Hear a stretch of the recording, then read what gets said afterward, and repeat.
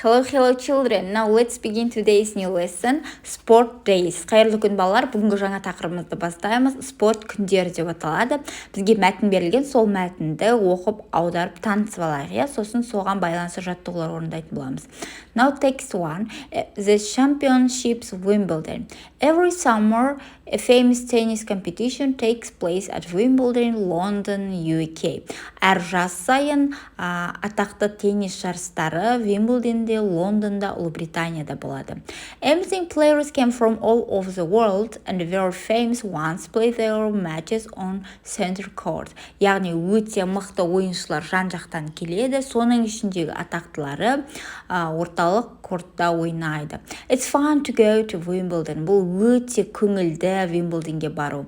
Apart from the exciting tennis matches, you can visit coffee shops and restaurants or buy a takeaway picnic. People drink around 350,000 cups of tea and coffee at Wimbledon. Яғни, ол жақтағы матчқа барған өте қызықты, өткен сен кофе дүкендеріне барасың, ресторандарға барасың, және де пикниктерді де жаңағы сатып алсаң болады. Және де ол кезде Вимблденде 350,000 кофе мен шай ішіледі. Адамдар 350,000 кофе шай ішеді екен. Қызық, Next text 2. Kazakhstan President Cup. Енді Қазақстандағын оқиық. The President Cup takes place every year in June at the Astana Arena, Kazakhstan.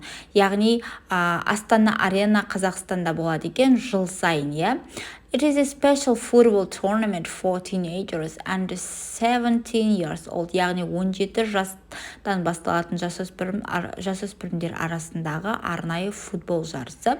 Teams from many different countries take part from China to Serbia and Spain. Яғни бұл жарысқа жан-жақтан әр елден келеді. Қытайдан бастап Сербияға дейін, Испанияға дейін келеді екен, It's a great event to visit if you want to support the football stars of the future.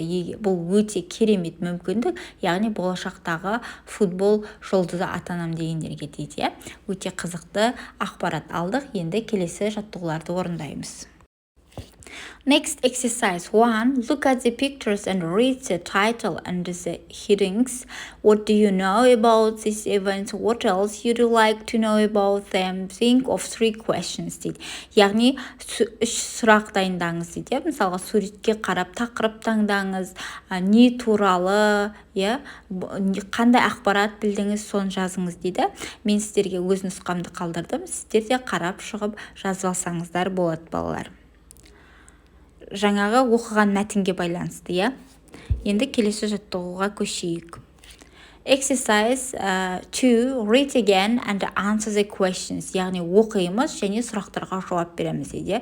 Where is Wimbledon? Who played their matches on center court?